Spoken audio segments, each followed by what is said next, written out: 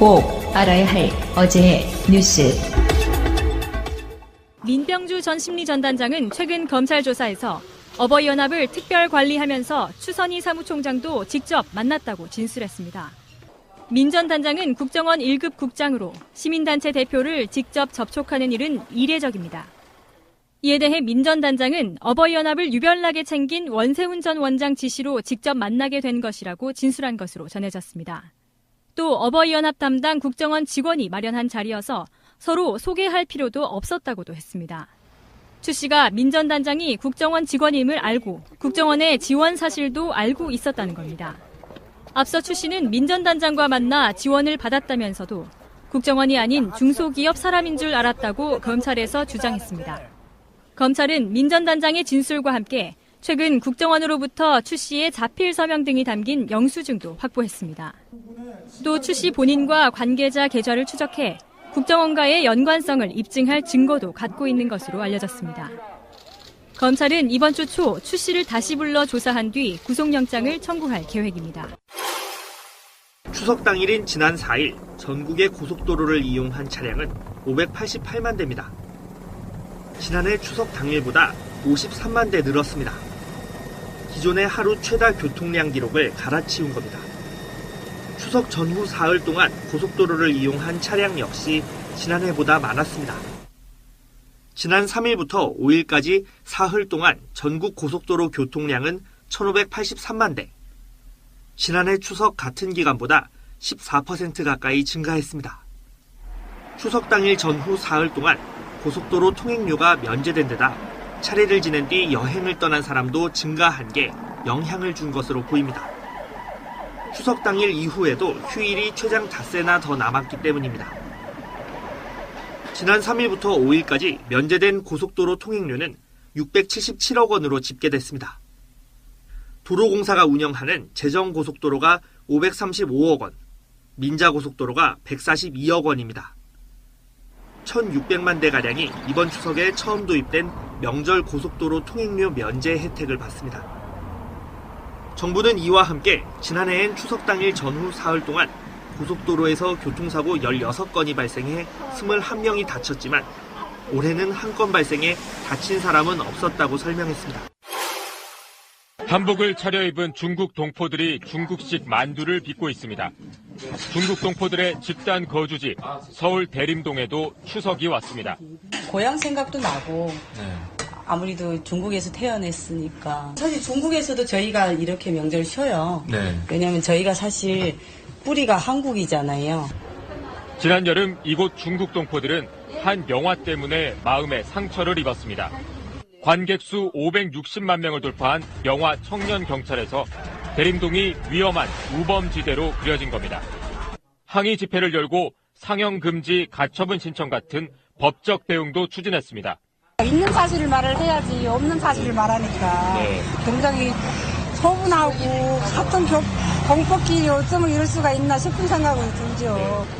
대림동 중국 동포들은 지난 2011년부터 자율방범대를 조직해 순찰활동에 나서고 환경미화를 벌이는 등 자정활동을 했습니다. 그 결과 대림동에선 살인, 강도와 같은 5대 강력범죄율이 크게 줄고 있습니다. 많이 줄었죠. 중국 동포들도 그걸 느끼죠.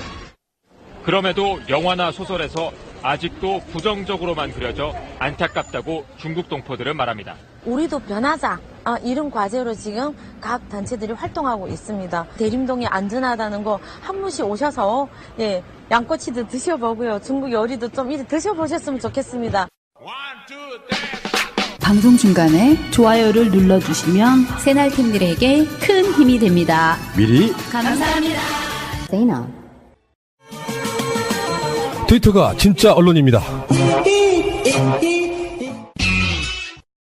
자, 명절이 연휴가 끝나가고 있습니다. 우리 시골 갔다 오신 우리 촌놈 신빈이. 정말 온 몸이 상처투성해 지금 아프고 망치로 다리를 때렸어요 제가. 저 싸버렸구만. 자기 발을 망치로. 또 펜스를 철거하는데 펜스 콘크리트하고 연결되어 있는 쇠 부분을 네. 다 푸는데 그게 이제 한 20년 되다 보니까 녹슬었구나. 녹슨 걸 망치로 때려서 이제 헐렁하게 한 다음에 풀어야 되는 거잖아. 그때 내 다리를 때려가지고. WD-40 뿌리고 했어요? 네, 다 뿌렸어요. 평상시 일 안 하던 사람이 그러니까 간만에 하려는 거 사고를 쳐요. 예. 이제 고향을 바꿔주면은 만약에 예를 들어서 명정님이 신비님 고향에 가면은 저런 실수는 안 할 것 같습니다. 유명정님. 안녕하세요. 저는 뭐 원래 마당새 체질이라 그러니까. 그런 거 잘합니다. 한번 해봐라. 이런 아재들의 이야기가 정말 낯선 우리 마차님. 안녕하세요, 마차입니다. 네. 자 그리고 저는 신비님이 저사압을 했다는 바로 그 푸른 나무입니다. 나무들 이렇게 저사압을지 마시고요.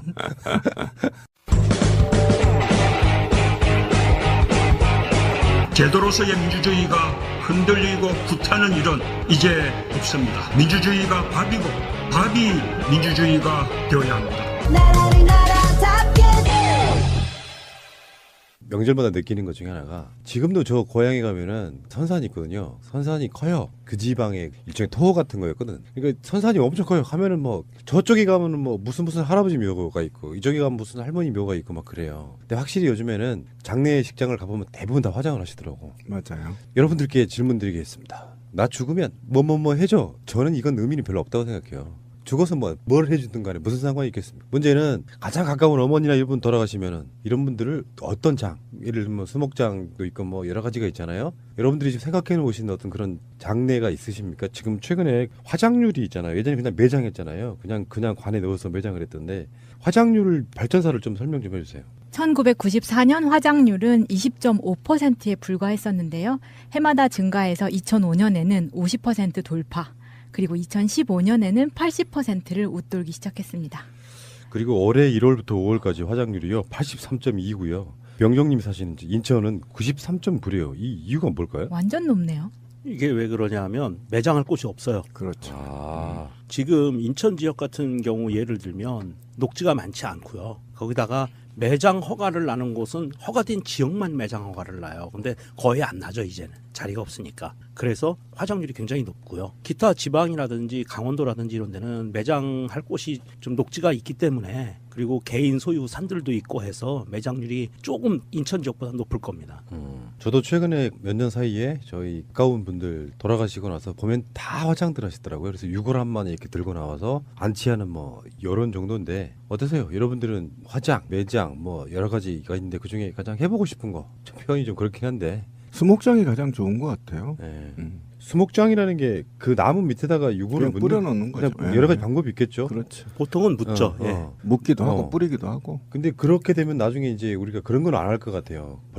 벌초는 없어지고 있을까요? 근데 벌초도 지금 저희 이제 고향 저 같은 경우도 27대 아닙니까? 근데 윗대가 부인이 셋씩 있었더라고요. 한 4, 5대가. 그러니까 그 묘를 전부 산에 있었는데 제가 2년 전에 우리 방송에서 했었죠. 다 꺼내서 다 현장에서 태우고 그걸 이제 다시 다 현장에서 토치램프로 태우시더라고요. 수습해서. 네, 수습해서 태우고 그다음에 이제 뼈가 없는 분도 있어요. 그럼 그 흙을 한 줌을 갖고 가족묘를 써버렸어요. 가족묘. 네. 그래서 아버님 같은 경우도 돌아가신 지 5년인데 시신이 그대로 너무 관을 좋은 걸 써서 빼서 다시 강주 가서 관을 너무 좋은 거 써서 관을 너무 좋은 거 쓰지 마세요. 진짜로. 향나무 쓰면 너무 오래 가고요. 안 썩죠? 안 썩더라고. 그래서 다시 관까지 들고 가서 화장한 다음에 그거를 부부결로 다 합쳐서 그 묘를 쓰니까 27개 나오는 거잖아요. 그다음 그 옆에 저도 들어갈 자리 쏙 하나 남겨놓고 그렇게 하니까 한 사람도 하나니까 이렇게 해서 대리석 요 크기 요거 하나야 딱. 그리고 하나 딱 세워버려. 그다음에 이제 시조만 하나 좀 큰 걸로 놔두고 하니까 100평 안에 다 들어가서요. 후손들이 없잖아요. 형님도 돌아가시고 그래서 보도블록을 다 깔아버렸어. 야, 근데 풀들이 잔인하더만. 그 보도블록 사이에 내 키만한 것들이 자라는데 그거 뽑는데 보도블록이 드러나. 그래서 다시 또 다 정리한. 그 조상들의 그 영험한 그 기운을 받아서 그런데 이것도 잘못됐다 하더라고. 최근에 우리 고향의 유행은 선산을 다 파서 태워서 납골당으로 간대요. 그렇죠. 여러 가지. 예. 장성의 납골당이 좋은 게 있는데 가족으로 이렇게 세트가 돼 있는 납골당이 있다 하더라고.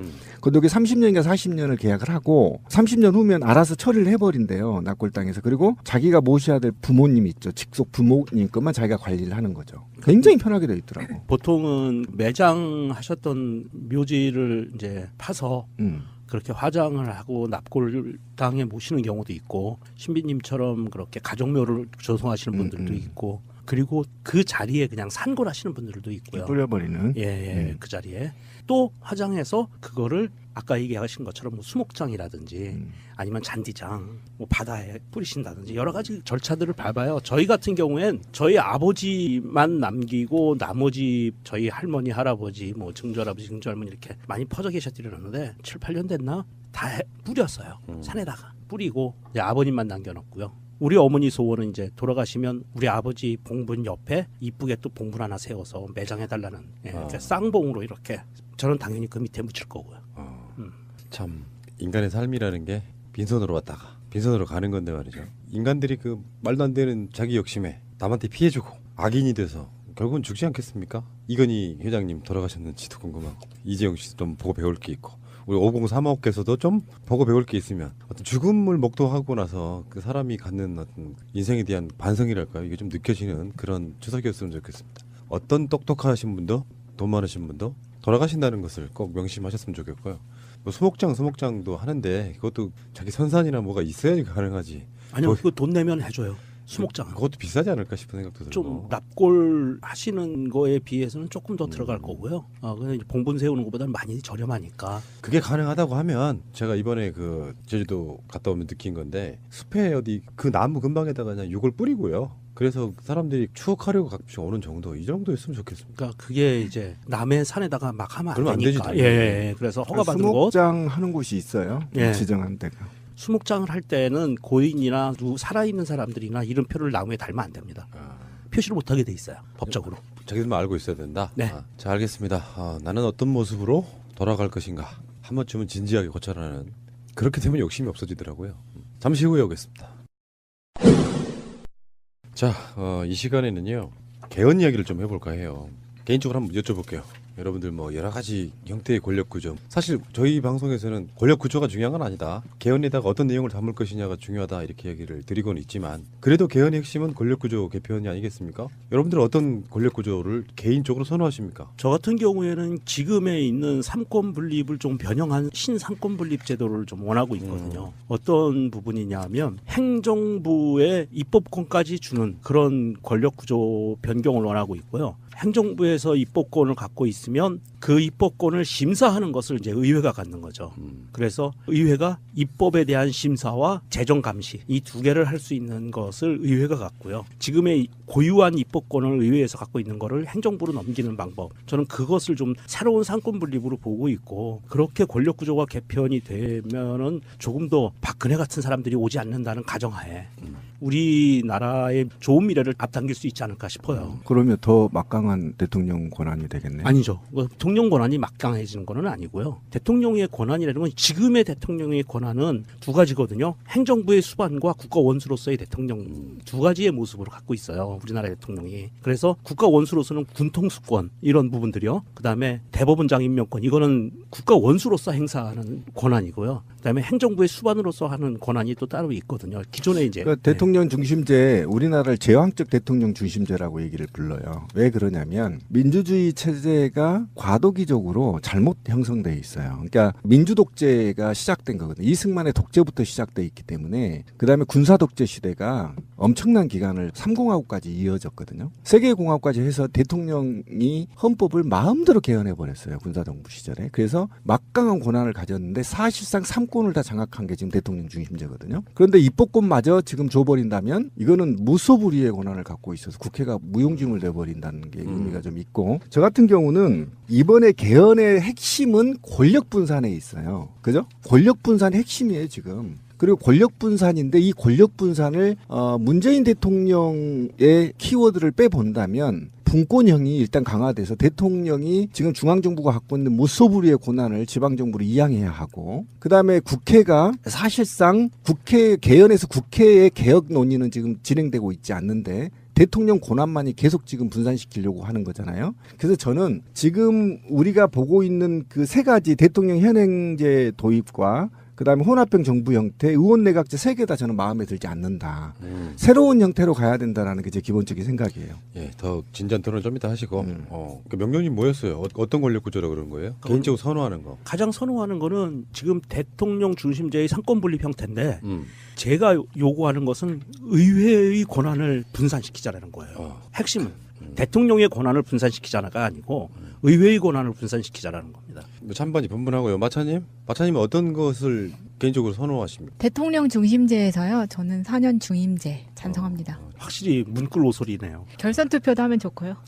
그건 뭐 당연히 돼야 되는 거죠. 결선 투표는. 이런 건 있어요. 촛불 정신 뭐 이런 거는 이제 나중에 이야기가 나오겠지만 실제로 이번 추석 연휴 때 SBS가 국회랑 같이 이렇게 공동으로 여론조사를 했는데요. 이거 보니까 일단은 개헌을 찬성한다. 이게 67.9%고요. 3분의 2가 넘죠. 66.6이 3분의 2니까. 개헌 반대 14.8 그리고 찬성 이후로는 30년간의 변화를 반영한 기본권 확대가 43.1 그다음에 직접 민주주의 확대가 29.3 대통령 권한 분산과 견제가 15% 이런 거였거든요. 신비님이 기존에 지금까지 방송으로 되게 말씀 많이 하셨던 것들이 개헌을 해야 될 이유 이런 걸로 지금 나오고 있는 것 같고 그런데 일단 총평에서요. 이 SBS 여론조사 결과가 하나 좀 오류가 발생된 부분이 있어요. 뭐냐면 제가 볼 땐 질문지가 뭔가 꼬여 있다는 생각을 그런 것 하는데 같아요. 지역구 비례대표 의원 비율하고 이 찬반 관련해서 좀 상반되게 나온 건데 이건 좀 나중에 좀 의미를 좀 풀어봐야 될 것 같아요.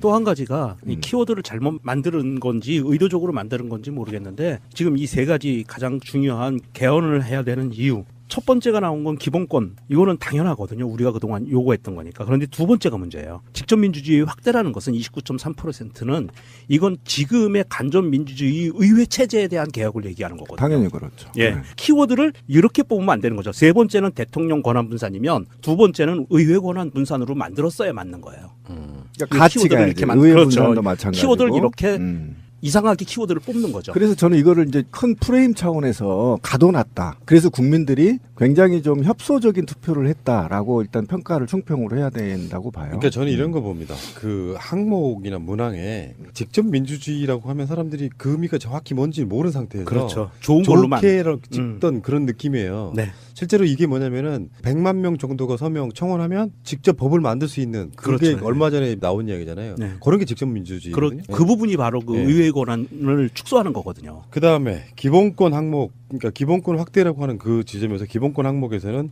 이게 아마 세월호랑 연관이 있을 것 같습니다. 안전권 55.2, 생명권 39.2, 환경권 22%이 정도 순이고요. 시대정신에는 5.18 민주화운동, 이게 이제 우리 헌법에 들어가야 된다는 것이죠. 59.6, 촛불정신이 41.3, 그리고 6월 민주항쟁이 27.7 이렇게 들어가야 된다는 거. 그전에는 아마 3.1 정신하고 4.19 정도가 그 헌법에 지금 들어가 있을 거예요.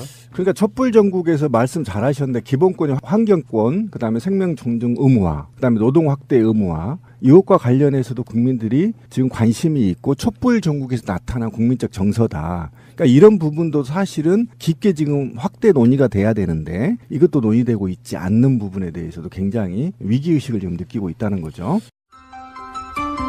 새가 날아든다는 여러분들의 하트를 먹고 삽니다. 잊지 않으셨죠? 에피소드 제목을 누르고 플레이가 되면 오른쪽 위에 하트를 꾹 눌러주세요. 오늘도 감사합니다. 그리고 아까 제가 질문했던 거 권력구조, 이것은 정부 형태를 묻는 건데 그렇죠. 어떻게 나왔습니까? 현행 대통령제 37.3%, 국민이 뽑은 대통령과 국회가 선출한 총리가 공동 책임지는 혼합형 정부가 49%, 의원 내각제는 11.5%였습니다. 그 두 번째 그 국민이 뽑은 대통령과 국회가 선출한 총리가 공동 책임지는 혼합형이 바로 이원 집정부제 이걸 말하는 거예요. 예. 지금 한국에서는 총리를 대통령이 임명하는데 사실은 이제 그 총리에게 더 권한을 주자는 의미에서 책임 총리제 이렇게 말을 붙이고 있긴 합니다만 선출돼서 올라오면 마음대로 자르지를 못하는 거지. 이런 개념인 거고 대통령은 사실 뭐 외교 안보를 주로 담당하고 총리는 내치를 담당하는 아마 그게 될 것 같고요. 이것과 관련해서도 이제 제가 불만이 있었던 게 뭐냐면 명종 씨가 얘기하는 것도 일맥상통한 얘기예요. 국회가 지금 권한을 강화해버리는 거잖아요. 쉽게 말하면 이 논의가 잘못된 게 뭐냐면 지금 국민은 직접 민주주의 체제를 틀을 만들어달라고 요구하는 건데 권력을 국회와 행정부가 나눠 갖자는 거예요. 그렇습니다. 자기들의 권리를 전혀 내려놓지 않았다는 거죠. 이게 잘못된 건데 이게 왜 잘못됐냐면 지금 국회에서 총리를 뽑아서 국회에서 그런데 만약에 현행처럼 대통령과 철학이 같지 않는 사람이라면 엇박자가 나기 시작하거든요. 그럼 개판되는 겁니다. 우리나라 그렇죠. 정치적 수준상. 그러니까 이게 지금 맞지 않는 건데 그러면 국민이 이 세 개를 놓고 선택할 권한이 마치 혼합형 정부 형태 방식을 찬성하라고 내민 거나 똑같단 맞습니다. 말이에요. 이게 지금 가장 큰 문제인데. 사실은 이 혼합형 정부 형태하고 의원내각제가 자유한국당 애들이 지금 밀고 있는 방법이에요. 그렇죠. 당연히 이 문제는 지금 문제가 있는 건데 그렇다고 한다면 국회의 권한을 일부 시민한테 돌려줘서 직접 민주주의 체제 형태로 갖춰야만 가능하다는 거죠. 통제가 가능하다는 건데 이렇게 되면 대통령의 권한을 일부를 국회가 가져가는 거고 그렇죠. 국회의 다수가 차지한 사람들을 대통령을 목을 잡고 흔들어 버리겠다는 얘기거든요. 예산과 인사권을 가져버리면요. 이건 무소불위의 권한을 갖고 있거든. 그러면 국민은 중간에서 뭐 할 거냐. 바라만 볼 거냐. 총리하고 대통령 싸우고 국회하고 삼각관계 싸우는데 국민은 보고만 있어. 뉴스만 보고 저 새끼들 또 싸우네 이렇게 하고. 정치 싫다. 예, 이런 논의 자체가 잘못된 거여서 굉장히 좀 심각한 문제에 대두되고 있어요. 그러니까 이런 측면도 좀 있다고 보거든요. 그러니까 우리가 지금 기득권 그러면은 문재인 대통령이 기득권이 아니고 지금 민주정부 10년 그 전에 있던 그 기간을 제외하고는 수십 년 이상을 정권 잡았던 바로 그 세력, 그 기득권이 지금 현재 정당 지지율이나 뭐나 대통령 지지율 같은 걸로 보면 당장 선거가 이루어지면 더불어민주당이 압승할 것 같지만 사실 그렇지도 않다는 거예요. 그렇죠. 현실적으로 선거에 딱 돌입하면 기득권이라고 하는 사람들이 살아남아 있는 상태로 가잖아요. 그러다가 이제 대통령은 자유한국당 부류에서는 못 나오겠구나라고 생각이 들면 의회의 권력을 강화하는 쪽으로 가면서 그 기득권을 의원내각제 쪽으로 몰고 가려고 유지하려고 하겠죠. 그래서 우리는 그거를 사실상 심정적으로 약간 거부감이 있다 이렇게 말씀드리고 그렇죠. 싶은 거죠. 예, 맞습니다. 그래서 지금 이 세 가지 또 정부 형태에 대해서 현행 대통령제를 제외하고 나머지 두 개는 혼합형 정부 형태와 의원내각제는 사실은 이 부분은 대통령이라는 존재가 외교와 안보만 책임지고 내치는 손을 못 대게 돼 있으면 결과적으로 어떻게 되냐면 대통령은 독일처럼 그냥 이름만 있는 거예요. 독일은 정치를 누가 하죠? 총리가 하잖아요. 일본은 누가 하죠? 총리가 하거든요. 이렇게 만들어가는 거예요. 물론 일본은 의원내각제지만 왕정 형태를 갖고 있는 의원내각제지만 지금 이 두 가지가 믹스가 돼서 의원내각제 요소가 굉장히 강해지는 거거든요. 대통령을 식물 대통령으로 만드는 지름길이에요. 이렇게 개헌이 된다면. 그러니까 독일 같은 경우 의원내각제 연방공화국이거든요. 네. 우리하고 좀 다르고요. 그다음에 일본 같은 경우 입헌군주제하고 의원내각제가 겸해 있기 때문에 우리하고 전혀 모델이 안 돼요. 그러니까 이게 제가 아까 말씀드린 건 뭐냐면 이게 설문조사가 현행 대통령제를 하나 넣을 수밖에 없다고 쳐요. 그럼 국민이 뽑는 대통령의 혼합형 정부 형태를 뽑고 하나는 국회 해산, 직접 민주주의 체제. 아니 웃지 마세요. 정말 이거 굉장히 심각합니다. 아니면 웃은 게 아니라 국회, 너무 감동적이었어요. 국회 입법 심의 평의회 같은 제도를 200에서 300명 정도로 만들어서 또는 1000명 정도로 만들어서 국회가 하는 일에 대해서 심의, 의결할 수 있는 기관을 추가로 줘서 직접 민주주의 체제로 전환을 하거나 이런 상태에서 정부 형태를 변경하는 걸 국민들이 지금 원하고 있는 거 아닙니까? 예를 들면 한번 보시죠. 지금 이네들의 권력 싸움만 주거니 받거니 하는데 국회의원 탄핵 제도도 지금 논의가 돼야 되거든요. 이렇게 되면 국회의원 탄핵도 들어가야 되고 쉽게 할 수 있도록 소추 들어가야 되고 그다음에 각종 장관들 있잖아요. 장관, 그다음에 산부 요인들, 대법원장 전부 탄핵에 집어넣어야 되거든요. 그럼요. 이런 게 국민한테 분산을 해줘야 그거를 논의돼야 되는데 아까 나왔던 직접 민주주의 요소가 그런 부분이죠. 그렇죠. 그다음에 문재인 대통령이 지금 이를 갈고 하고 싶어 하는 게 연방제 수준의 분권화를 얘기하고 있거든요. 예, 지방자치. 지방자치. 그러면 지방자치의 권력을 어떻게 이양할 것인지도 논의가 돼야 돼요. 그 종합적인 논의 틀에서 정부 형태를 새롭게 만들어야 되는데 제가 볼 때는 애국 사례에서는 독일의 국회 연동형 비례 정도 좀 따서 갖다 쓰고 나머지는 배울 게 없어요. 솔직히 배울 게 없고 사법부의 통제 같은 경우는 미국처럼 전면 배심원제를 도입하고 사법부 대표를 대법원장을 직접 선출을 통해서 대통령의 권한을 일부 희석시켜주는 방식으로 대대적인 손질이 돼야 되는데 지금 이런 식으로 해갖고 다 투표 안 해요. 진짜 짜증나고 어디다 합니까 이걸. 지금 정치권의 흐름은 뭐냐면은 일단 문재인 대통령하고 안철수 후보의 공약이었으니까. 그렇죠. 그러니까 내년 6월 지방선거 때 국민투표를 같이 하자 이런 건데 홍준표 의원은 지금 반대하고 있습니다. 이유가 간단해. 그 분위기에 휩쓸려 가서 자기들이 얻고자 하는 게 없어지는 상태라고 이야기하고 있는 거거든요. 사실 이런 건 있어요. 문재인 대통령 지지자 입장에서는 문재인 대통령 때 개헌 안 했으면 좋겠다고 생각하시는 분도 꽤 많아요. 왜 그러냐면 이제 개헌의 어떤 소용돌이라든지 등등에 휩쓸려 가는 경우도 있을 거 있고. 근데 문재인 대통령이 공약을 했다고 해도 국회에서 자기들끼리 어떤 합의가 안 되면 사실상 이건 불가능한 거거든요. 그런데 그 상황에서 우리 같은 국민들이 그걸 바라보기 시작하면 상당히 좀 어떤 무리한 어떤 상태가 될 가능성이 높은 측면이 있기 때문에. 근데 공약이잖아요. 그러니까 하려고는 언제까지 노력을 하겠죠. 그러니까 지방선거 때 휩쓸려 가서 자기들 아까 말씀드린 것처럼 지금 현재 구기득권이라고 말하는 사람들은 국회의 권한이 훨씬 강화되는 쪽으로 막 밀어붙이고 싶어하고 우리가 앞으로 한 30-40년은 정권 못 잡겠는데 하면 대통령에게 선언할 이유가 없잖아요. 그렇죠. 예. 근데 이제 이런 것도 있어. 우리가 좀 가볍게 이야기를 하면은 아까 마차님이 4년 중임제 선언한다 그랬잖아요. 우리도 그게 정답인 줄 알았어. 어렸을 때는 미국처럼 대통령이 잘하면 한 번 더 하고 못하면 말지 하는데 이명박이나 박근혜 같은 경우에 4년 중임제 대통령이었다고 하면요. 국정원들 지금 나오는 그 꼴을 보면 어마어마했을 거예요. 지금 이명박이 한 번 더 했겠죠. 그 정도의 개입이 돼 있다면. 그래서 저는 이거 굉장히 좀 이제부터 논의가 돼야 되는. 자꾸 대통령이 국회 이거 논의해라 자꾸 지금 메시지를 대국민 메시지를 던지고 있는데 국회에서 왜 이 짓을 지금 직접적 논의를 하고 있지 않는 건지는 어쨌든 적폐 우선이다. 선적폐 청산 후 개헌 이렇게 지금 시민들이 부르짖고 있는 거잖아요. 혹시 개헌 정국에서 적폐 청산이 소홀해질까 봐 염려한 거란 말이에요. 그래서 굉장히 좀 난해한 감은 있어요, 사실은. 이제 한가위 세고 나면 이명박 이 충격적인 사건들이 지금 벌어지는 거 아닙니까? 이런 사건들이 먼저 적폐청산하고 후 개헌하자 좀 안정적인 분위기에서 이런 분위기가 뜨고 있어요. 그런데 우리는 지금부터 사실은 지역에서 어떻게 개헌해야 될지 논의해야 된다고 생각합니다. 왜 그러냐면 아까 국회 얘기 잘 꺼내셨는데 명종 씨가 제가 국회의원 이번에 시골 내려가서요. 좀 화가 나서 어머님하고 좀 말다툼이 있었는데 저희 고향을 송두리째 없애버린다는 겁니다. 없애버리고 지금 행복마을을 들어서는데 거기에 이제 돈을 이제 중앙정부가 준다는 겁니다. 국회의원들이 이제 힘을 써서 한 200~300억을 가져온 모양이에요. 그래서 이제 밀어붙인다는 겁니다. 근데 그 밀어붙인다는 게 뭐냐면 200평씩 잘라서 비버리 힐스를 짓겠다는 거예요. 그래서 강주 사람들을 대거 빼와서 편안하게 살게 돈 많은 만들어주고. 사람들이 와서 살게. 그렇죠. 200평이니까 돈 많은 사람이겠죠. 오.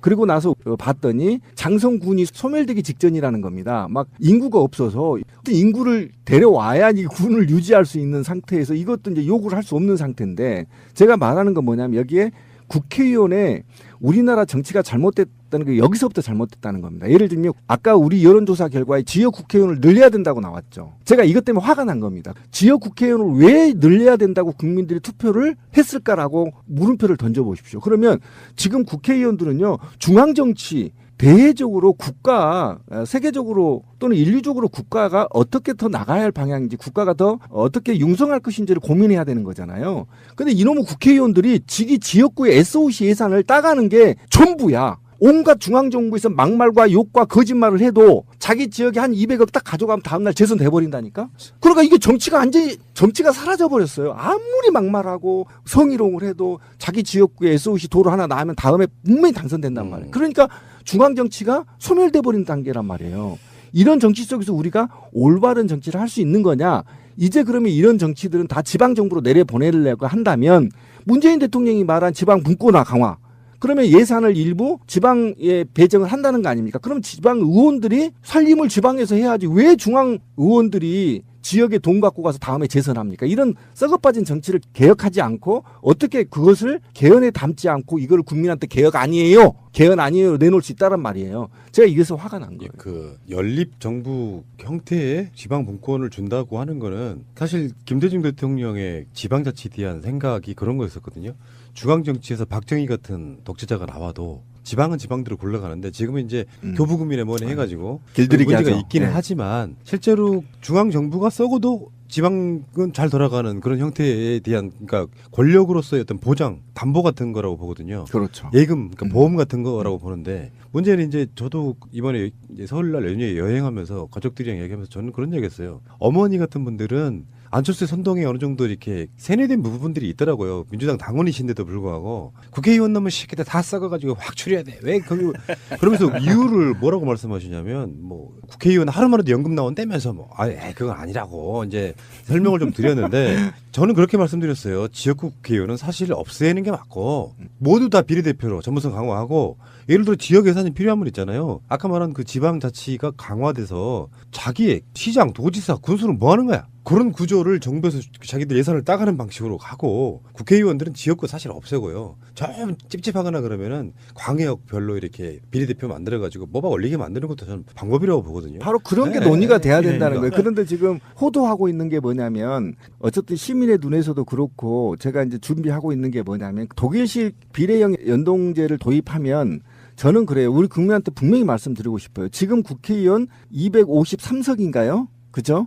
지역구가 253석인데 이 253석 그대로 두고요. 500석으로 만들자는 겁니다. 지금 모 당에서 400석으로 늘리자고 얘기가 나오고 있잖아요. 모 당에서 늘리는데 국회의원의 그 세비를 줄이면 충분하다 이렇게 되는데 저는 줄이지 말자. 36억 그냥 주고 500석으로 늘리자. 그러면 비례 반, 지역 반을 해서 중앙정부가 제대로 돌아가게 해주고 국회의원이요. 500명이 36억씩으로 돈 아니에요. 껌값이에요, 그거. 그 대신 너희들이 제대로 일해라. 제대로 일할 수 있게끔 바탕을 만들어 주라는 겁니다. 이런 것을 국민들한테 지금 제출되지 않고 있어서 그냥 비례대표 늘릴 거냐 말 거냐 물어봐 버리니까 에이 국회의원 새끼들. 이렇게 얘기해서 지역구 늘려라 아까 제가 말한 거 하고 그다음에 다음에 질문 물어봤더니 비례대표 늘리는 게 66.9%요. 그럼 이게 엇박자가 안 맞잖아요, 지금. 질문 잘못됐다는 거죠, 제출이. 지금 대한민국 헌법하에서는 보세요. 한번 바닥부터 보겠습니다. 군의회가 있죠. 거기에 의원들이 있습니다. 구의회 의원 있고요. 시의회 의원 있고요.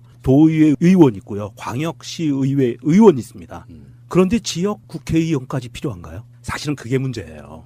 지방자치가 잘 자리 잡게 법적인 시스템을 해서 교부금을 줄 게 아니라 지방에서 세수를 확보하고 본인들이 세금을 걷어서 쓸 수 있게 시스템을 만들어주면 지역 기반 국회의원이 사실은 필요 없거든요. 이미 많아요. 지역 기반 의원들이 굉장히 많습니다. 그런데 국회의원까지 지역 기반을 굳이 뽑아야 되나? 사실은 그건 좀 미지수인 것 같아요. 그래서 국회의원 수를 늘리고 안 늘리고의 문제라기보다는 저는 국회의원이라는 것은 정말 철저하게 정당이 갖고 있는 비전과 정책, 정치 이런 것을 제대로 평가받아서 중앙국회의원은 지역 기반을 하지 않는 정당 비례대표로 가는 게 저는 더 바람직하다. 왜냐?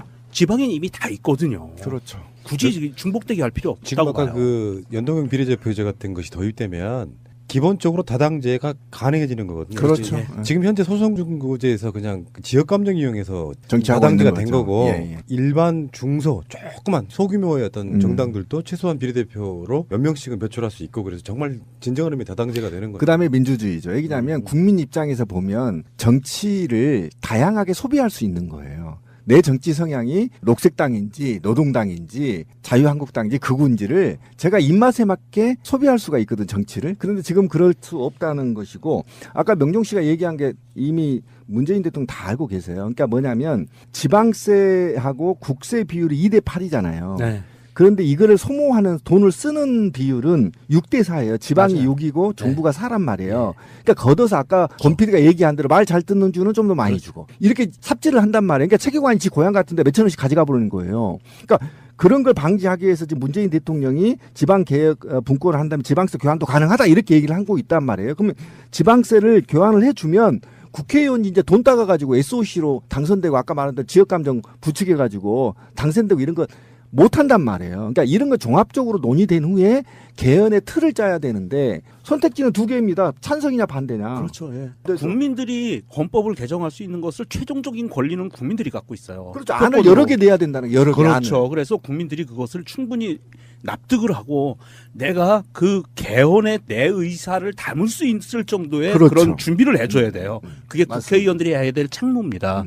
그런데 그게 아니라 대통령 중심제로 갈 거냐? 아니면 국회의 권한을 강화하는 대로 갈 거냐? 찬반. 이런 식으로 다당제냐 양당제냐? 찬반. 이런 식으로 가서는 개헌에 대한 염원을 저희들은 받아들일 수가 없고요. 이것은 개헌이 안 됩니다. 그렇게 가면. 그러니까 지금 현재까지 분위기는 홍준표나 이런 사람들이 지방선거에 휩쓸려 가기 싫다고 지금 어깃장 놓고 있는데 그래도 공약이니까 6월 달에 어떻게든지 국민투표를 붙여보고 싶은 건데 정 권력구조 개편에 대한 합의가 안 되면 사실은 국회에서 개헌특위나 이런 사람들이 모여갖고 결론적으로 최종안을 도출을 해요. 그래서 이것이 국민 여러분들 생각에 찬성이십니까 반대입니까 이걸로 끝나는 거잖아요. 거기 이제 하부적으로 뭐 여러 가지 안이 나오겠죠. 근데 그 상황에서 이런 안까지 나오고 있다고 해요. 권력구조 개편은 추후에 하더라도 나머지 것들 아까 말한 뭐 중요한 선거구라든지 뭐 투표 방식이라든지 국회라든지 이런 거는 한꺼번에 그것만 빼고 붙여보자 하니까 또 한쪽에서는 야 개헌이 지금 공화국이 바뀌는 거잖아요. 7공화국이 그렇죠. 되는 거야. 그러니까 여기서 권력 구조를 제외하고 어떻게 또 국민투표를 붙이냐 하면 뒤지부진하다가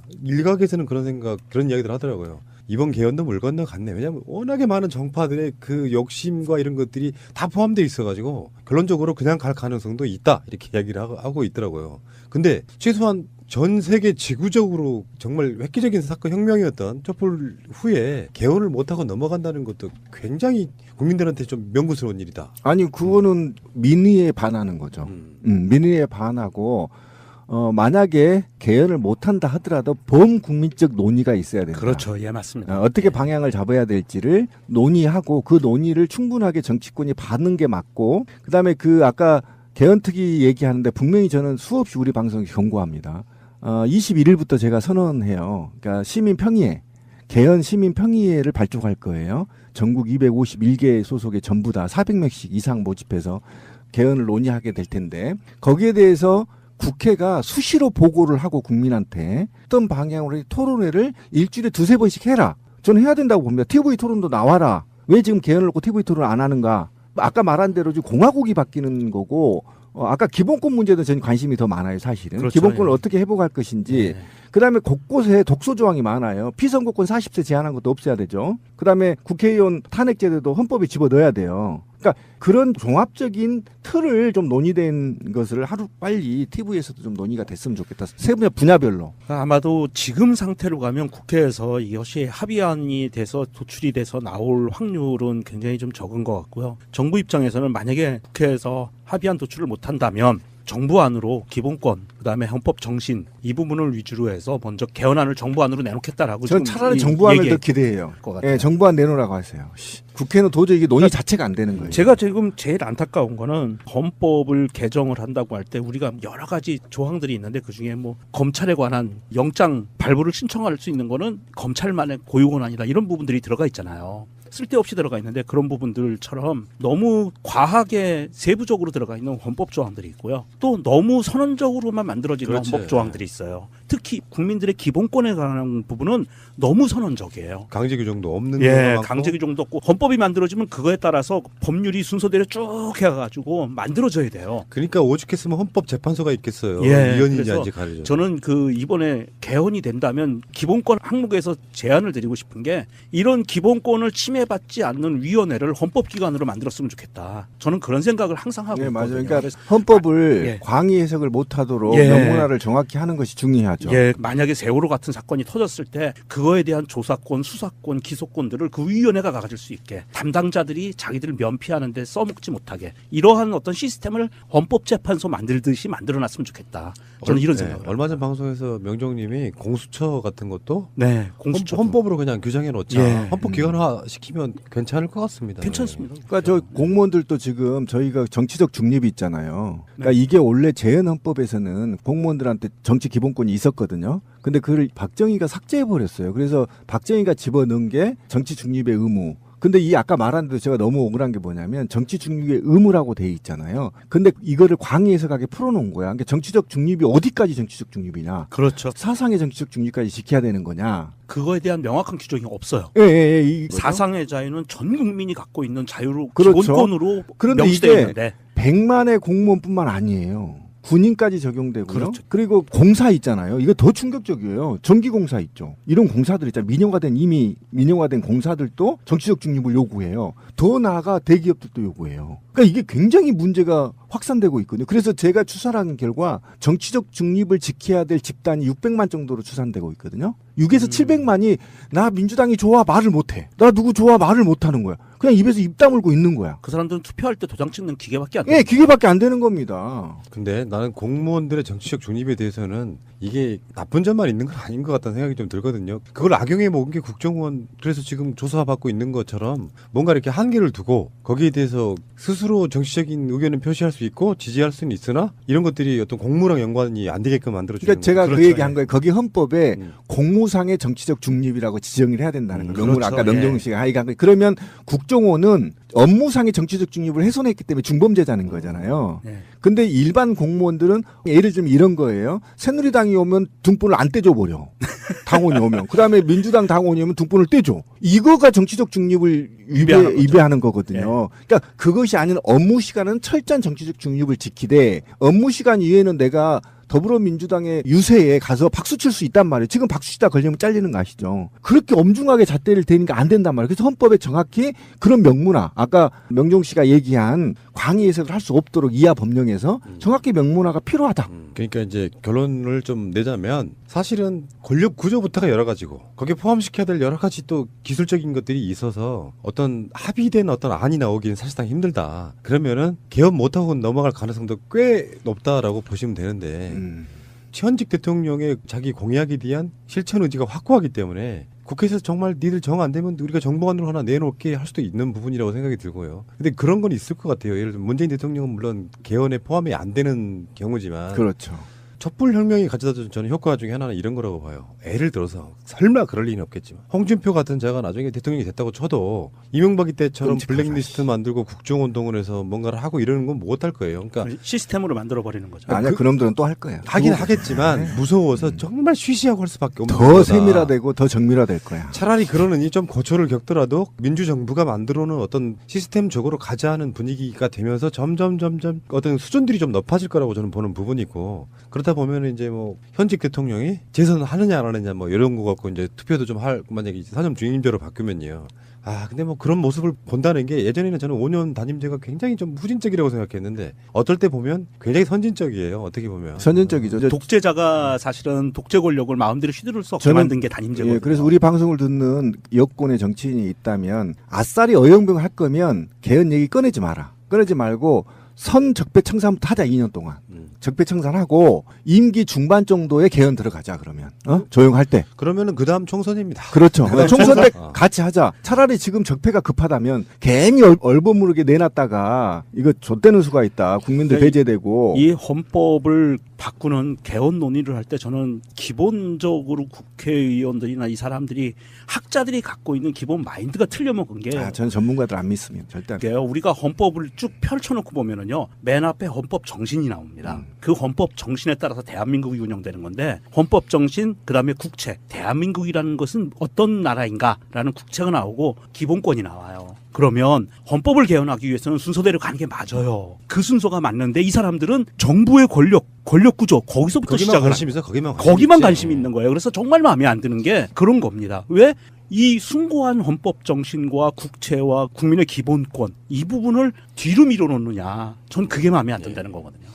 자, 어찌됐건 간에 개헌도 지금 관심사가 되고 있는데 이제 명절 기간이다 보니까 정치적인 어떤 사안에 대해서 관심이 굉장히 많은 가족들이 있고, 그러다 보니까 이제 이번에 개헌을 하느냐 마느냐, 뭐 대통령 중임제냐, 의원 내각제냐, 이념 집중제냐 이런 이야기들이 오고 가시는 분들에게 우리가 한번 이야기를 한번 나눠봤습니다. 한미 FTA 얘기를 좀 해봐야 됩니다. 결국에는 한미 FTA를 개정하기로 했습니다. 그 시작이 트럼프가 막 쏟아내는 말들 중에 한미 FTA를 폐기할 수도 있다 이렇게 되니까 그거는 양국이 서로 합의를 해야 되잖아요. 한미 FTA를 개정함에 있어가지고 이미 발효된 조약이기 때문에 거기에 대해서는 개정하자고 한쪽이 손을 들어줘야 되는데, 트럼프는 이제 우리는 한미 FTA가 처음 협상이 시작되고 발효되고 그럴 때 엄청난 반대를 했지만 국민들이 미국 선을 안 사줌으로써 미국이 손해를 보게 되는 결과까지 왔거든요. 근데 트럼프가 폐기하자고 하니까 사실상 그건 어쩔 수가 없는 부분이 좀 있다는 거예요. 트럼프 이야기를 안 들어주게 되면은 한미 공조가 깨지는 부분이 있어가지고 어떻게 될지는 몰라요. 그 협상이라고 하는 게. 근데 결국에는 협상하기로 했다는 것이 지금 추석 연휴에 나온 중요한 요소 중에 하나입니다. 참 이제 만감이 교차해요. 이것 때문에. 저는 근본적으로 FTA는 반대하는 쪽이기 때문에. 근데 어쨌든 미국과 FTA를 체결해서 어쨌든 한국이 이익이라는 건 사실인 거잖아요. FTA만 봐서요. 그런데 지금 어쨌든 이 뒷배경에는 사드와 관련한 국방비 분담이 같이 지금 거론이 되는 것으로 비하인드 스토리가 지금 나오고 있는데, 원래 사드는 박근혜 정부에서 미국이 전담한다 이렇게 얘기했다가 지금 트럼프가 지금 사드 비용까지 1조 한 5천억 내라는 거 아닙니까? 그리고 이에 관리비도 내라는 거죠. 그러니까 이것과 관련해서 한반도 긴장이 조성되고 그래서 지금 문재인 대통령이 청와대 안배에서 밤잠을 못하고 고민한 게 저는 이거라고 봅니다. 왜 그러냐면 지금 남북관계 동북아시아가 지금 굉장히 긴장이 고조되어 있는 상태고요. 그다음에 우리가 무역이 어쨌든 50몇 %인가요? 중국 의존도가. 이렇게 있음에도 불구하고 중국이 지금 보복 조치에 들어갔단 말이죠. 미국은 사실상 23%인가 밖에 되지 않습니다. 우리가 지금 의존도가.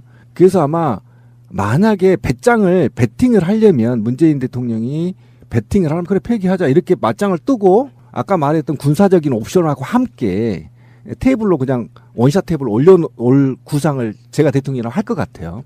근데 그런 것 때문에 이제 골치가 아픈 겁니다. 이게 쉽게 논의될 사항이 아닌 거죠. 그래서 중국과 어떤 관계를 맺어야만 FTA를 폐기했을 때 우리가 경제적으로 손해가 없는지를 면밀하게 지금 계산되는 것이고 이러다 보니까 이게 좀 복잡하게 돼버렸어요. 지금 남북 관계에 긴장돼 있고 중국과 러시아 관계도 좋지 않는 상태에서 미국까지 우리 남한이 파열음이 난다면 그러면 우리 이제 좀 미아가 돼버리는 이런 고통이 있기 때문에 어쩔 수 없이 지금 개정을 해야 되는데 이 개정을 하기 위한 공동 연구를 하자는 겁니다. 지금 일체 지금 우리 쪽에서 허락한 거 아니에요. 아직까지는.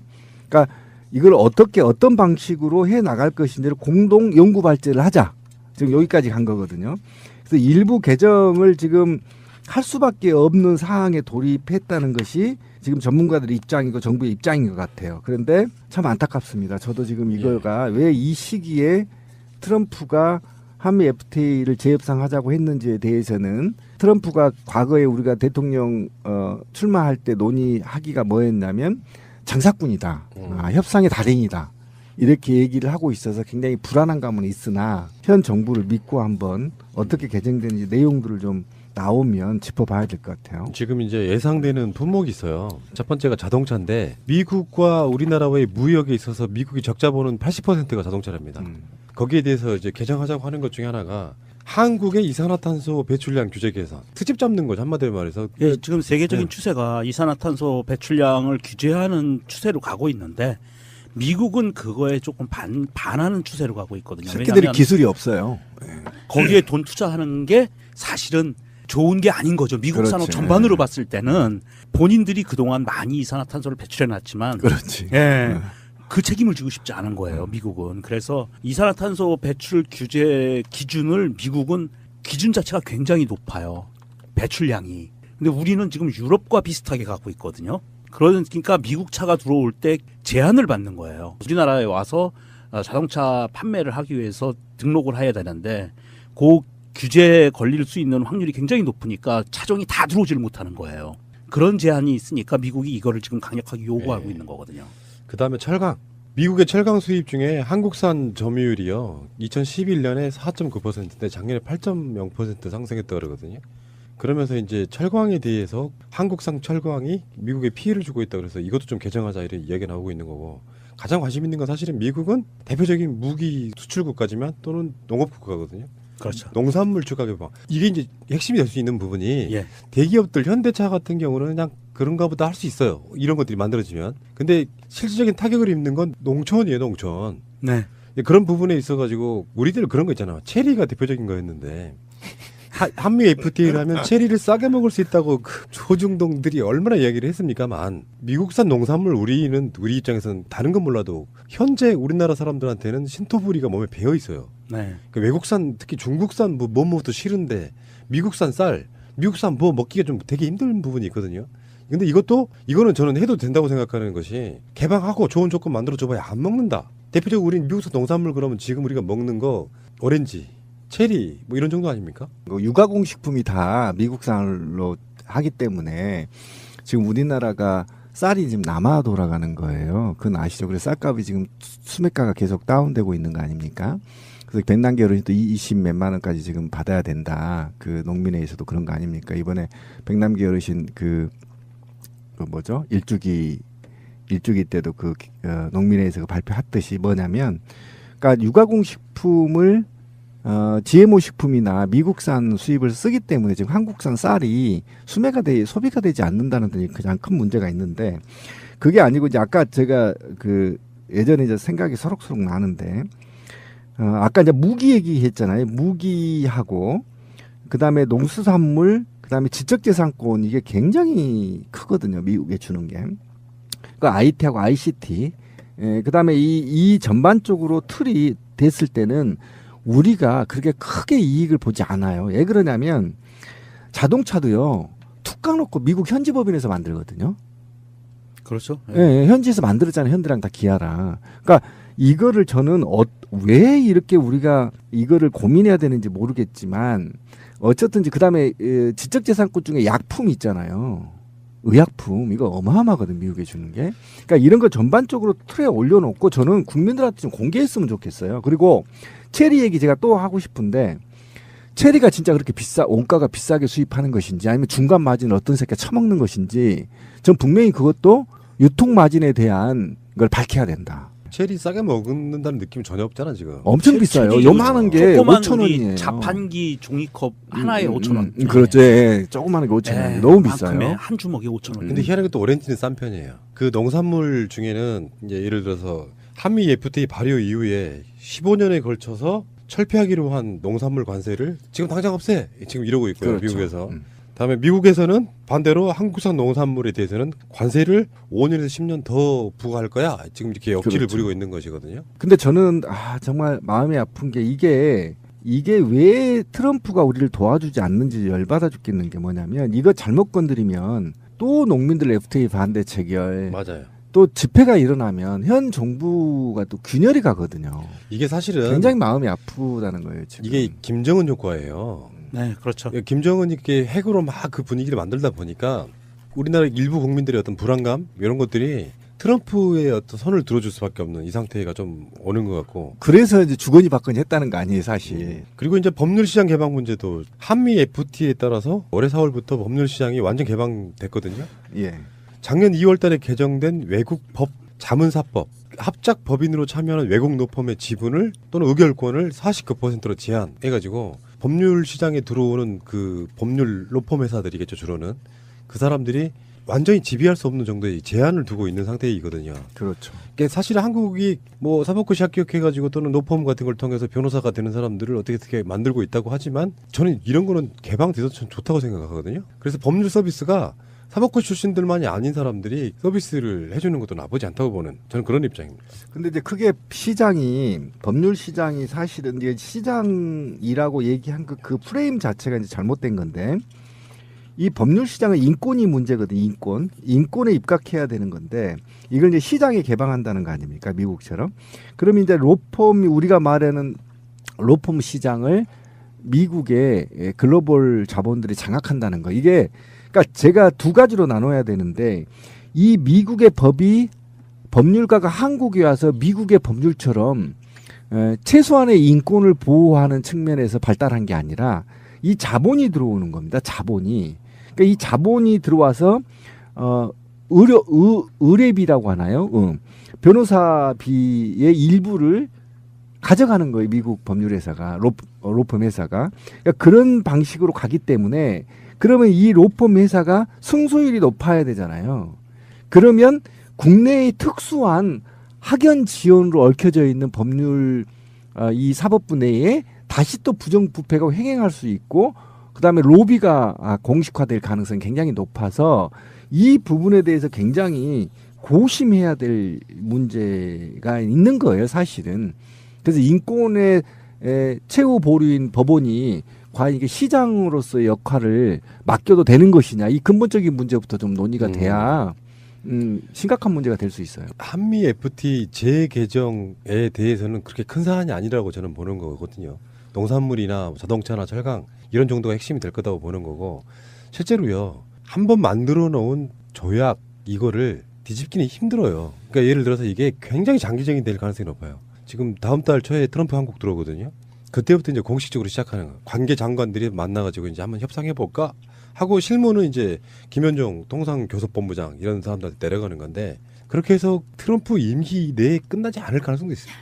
제가 보기엔 그렇습니다. 지금 촛불 정부에서 미국의 압박에 의해서 옴짝달싹 할 수 없는 부분들에 대해서는 시간 벌기 전술로 가는 것 같아요. 첫 번째가 사드였고요. 임시 배치로 시간을 무한정 끄는 거죠. 환경 영향 평가를 거쳐야 된다는 그 조건 때문에. 그리고 이 FTA도 사실은 미국 같은 경우에는 이 개정을 하기 위해서는 법률적인 그 규정이 어떻게 돼 있냐면 전면 개정을 할 경우에는 협상 개시 90일 전에 의회에 협상 개시 의향을 통보하면 시작이 돼요. 미국은. 그런데 우리는 이렇게 돼 있습니다. 통상조약의 체결 절차 및 이행에 관한 법에 따르면 FTA 개정 협상을 개시하려면 경제적 타당성 평가, 공청회, 국회 보고 등 절차를 진행해야 되는데 기한이 없어요. 얼마만큼 언제까지 하라는 기한 조건이 없거든요. 그러면 대한민국 입장에서 가장 그 좋은 방법은 사실은 사드와 맞물려 들어가는 시간 벌기 전술로 갈 수 있다. 그러면서 북한 문제를 풀어나가서 어느 정도 풀리면 사실은 이 부분에서 좀 더 우리가 우리의 입장을 대변할 수 있는 강한 목소리를 낼 수 있는 여건이 만들어질 수가 있거든요. 그렇죠. 근데 결과적으로 보면 FTA 체결을 저는 이 FTA만 놓고 저는 협상하는 건 반대입니다. 그러니까 남북 관계, 그 다음에 정부가 정세, 그 다음에 어쨌든 아까 말씀드렸던 각종 영향 보고서를 종합적으로 토대를 마련해 놓고, 그 다음 국방비까지 퉁쳐놓고 총액으로 가자. 총액으로. 총액 무역으로 가보자 한번. 그렇죠. 서비스, 군사, 무기 다 합쳐서 포함해서. 포함해서 국방비까지 포함해서 갖고 그걸 주거니 받거니 하자는 겁니다. 그럼 전작권 가져오는데 아마 그 정도 논의는 이번 정부에서는 되겠죠. 할 거예요. 네, 하고 그래서 그것들을 어쨌든 종합적으로 테이블에 올려놓고 주거니 받거니 해서 될 수 있으면 주권을 회복하는 방법으로 좀 가자. 그것이 지금 맞는 것이고, 그렇지 않을 경우에 산업별, 그다음에 그 악영향을 미치는 분야별, 또 이제 FTA 반대의 투쟁들이 이어지면 국내에 또 정치적 혼란을 올 수가 있기 때문에 종합적 틀로 가고, 이것을 어쨌든 최대한 남북 경색 정국을 벗어난 상태에서 할 수 있도록 시간 좀 끌기로 갔으면 좋겠는데, 제가 볼 때는 빠른 시일 내 재협상이 될 가능성도 굉장히 높다라는 위험성이 맞습니다. 좀 있고요. 이 부분에 대해서 사실은 만약에 정부가 어떻게 움직일 수 없는 그 막다른 골목에 몰려서 FTA를 체결을 다시 그 개정해서 전면 개정을 해야 된다는 상황이 온다면 저는 그런 조언을 좀 드리고 싶어요. 사실 이 농산물에서 가장 핵심은 쌀이잖아요. 농산물의 핵심은 쌀이거든요. 이 쌀 시장은 개방하지 말고, 지금의 쌀값이 이렇게 너무 낮은 이유는 우리가 밀 소비가 많아서 쌀 소비가 줄기 때문에 재고가 많은 이유거든요. 시장 논리로 보면. 그렇다고 봤을 때 정부 입장에서는 이 쌀을, 비축분을 북한이나 다른 어려운 나라들한테 원조 형태로 보내고 구호물자 형태로 보내고 비축분을 줄이면서 쌀값을 점진적으로 올리는 방안, 그리고 사실은 농산물 개방을 막고 이 자동차 철강 부분은 미국한테 대폭 양보해도 큰 문제가 없지 않을까 하는 저는 그런 생각을 하거든요. 오히려. 하긴 대기업들 돈 벌어봐야. 근데 이게 쌀 같은 경우는 식량 조건 때문에 굉장히 이제 판단하기가 어려운 문제. 만약에 미국과 예를 들면 미국과 전쟁을 우리가 사이가 안 좋아져서 쌀을 판매하지 않으면 오늘 굶어 죽어야 되거든요. 그렇죠. 그런 문제가 식량 주권 문제 때문에 굉장히 커요. 식량 주권 문제 때문에 농사를 짓지 말라고 할 수도 없어요. 그러니까 밀가루는 없어도 사는데 유사시에 쌀이 없으면 못 살거든요. 비축분을 반드시 이제 있어야 되는 것인데, 문제는 이제 트럼프가 한미 FTA만 재협상을 하고 나서 멈출 게 아니라는 거예요. 일본하고도 할 거고 다자간 협상에서도 영향을 미칠 거기 때문에 우리 협상단이 우리 국익만을 생각할 게 아니라 막강한 지금 군사력을 갖고 폭력을 행사하는 미국인들도 이제는 저는 좀 노력해야 된다. 사실은 미국인들이 그 가식적인 행동에 제가 침을 많이 뱉는데요. 자기들이 인류 문명 국가인 것처럼 다니면서 온갖 전쟁과 폭력을 행사하고 약소국가를 전쟁을 일으켜서 먹고 사는 나라 아닙니까? 이제 좀 그러지 말고 스스로 좀 먹고 살 길을 좀 택해라. 남의 약소국가들 갈치 같은 거 좀 하지 말고 삥 뜯는 거죠. 좀 수줍스럽게 그러지 말고 양아치죠. 그래서 어쨌든 이런 것들이 미국의 쌀이나 한국의 쌀이든 다자간 협상을 통해서 낳는 쌀들을 아프리카 지금 굶어 죽는 거거든요. 북한 사람들도 지금 하루에 30몇만 명이 굶어 죽는 거 아닙니까 지금? 그 통계에 보면. 그러면 이런 것도 좀 협상을 해 나가면서 이 문제를 해결해야지.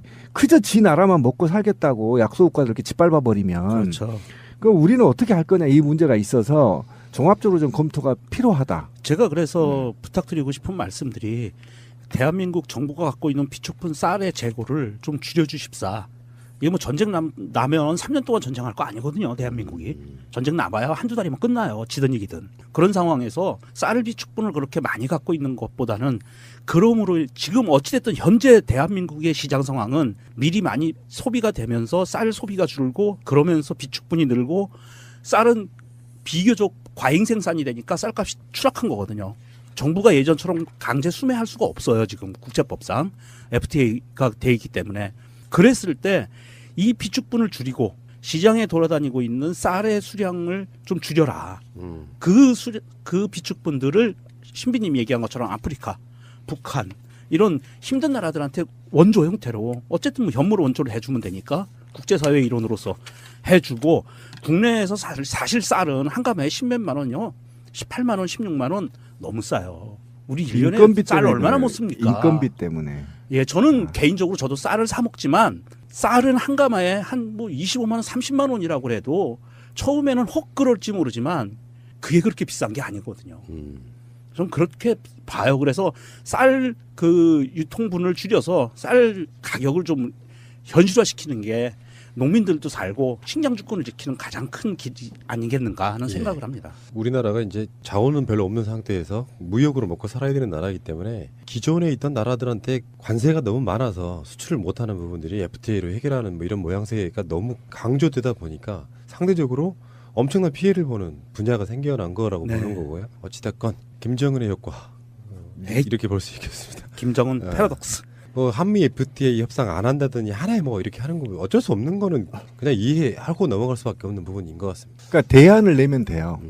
그러니까 아까 명종 씨가 얘기했는데 정부가 피해본 산업에 대해서 대안을 주면 현 정부 개혁 드랍의 발목을 잡지 않을 거라는 거예요. 정확하게 그 메시지를 줘야지 또 이명박처럼 은근슬쩍 넘어가면 또 작살나는 수가 있어서 명확하게 어느 분야에서 손해를 받고 어느 분야에서 이익을 봤으면 이익 본 산업에서 어느 정도 세를 받아서 이게 환원을 시켜줘야 되거든요. 지금은 보십시오. 기아자동차하고 현대자동차가 돈 벌었다고 했잖아요. 미국서.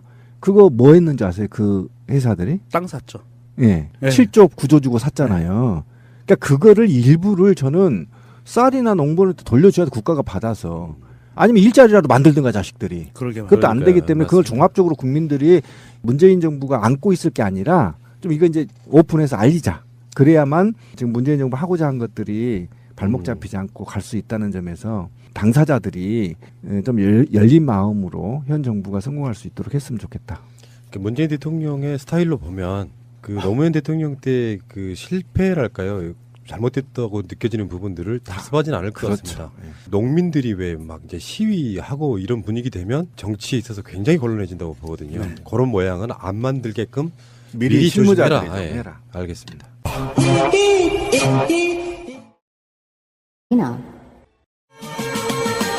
트위터가 진짜 언론입니다.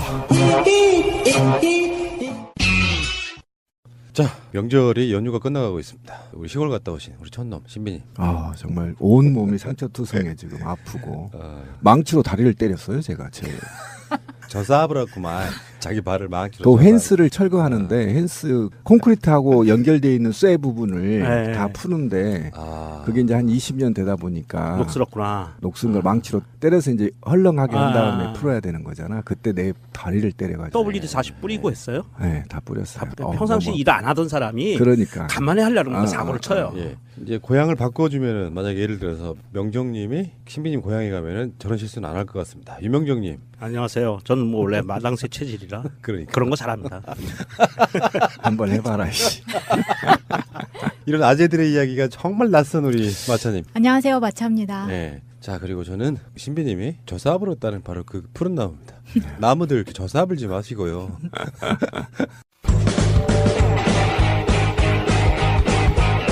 제도로서의 민주주의가 흔들리고 구타는 일은 이제 없습니다. 민주주의가 밥이고 밥이 민주주의가 되어야 합니다.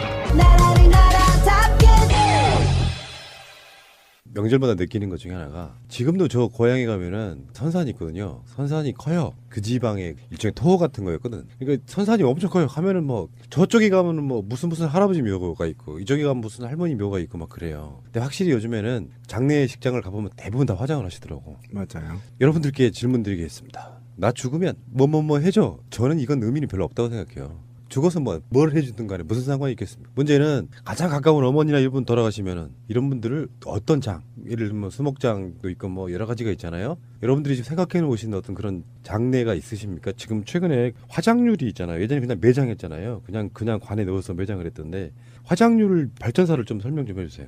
1994년 화장률은 20.5%에 불과했었는데요. 해마다 증가해서 2005년에는 50% 돌파. 그리고 2015년에는 80%를 웃돌기 시작했습니다. 그리고 올해 1월부터 5월까지 화장률이요 83.2고요. 명정님 사시는 인천은 93.9래요. 이 이유가 뭘까요? 완전 높네요.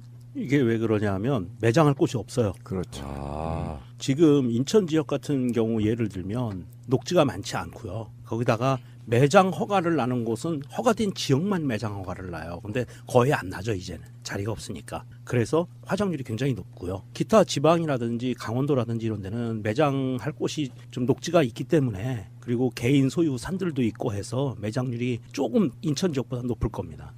저도 최근에 몇 년 사이에 저희 가까운 분들 돌아가시고 나서 보면 다 화장들 하시더라고요. 그래서 유골함만 이렇게 들고 나와서 안치하는 뭐 이런 정도인데 어떠세요? 여러분들은 화장, 매장 뭐 여러 가지가 있는데 그중에 가장 해보고 싶은 거 좀 표현이 좀 그렇긴 한데 수목장이 가장 좋은 것 같아요. 네. 수목장이라는 게 그 나무 밑에다가 유골을 뿌려놓는 거죠. 여러 가지 방법이 있겠죠. 그렇죠. 보통은 묻죠. 묻기도 하고 뿌리기도 하고. 근데 그렇게 되면 나중에 이제 우리가 그런 건 안 할 것 같아요.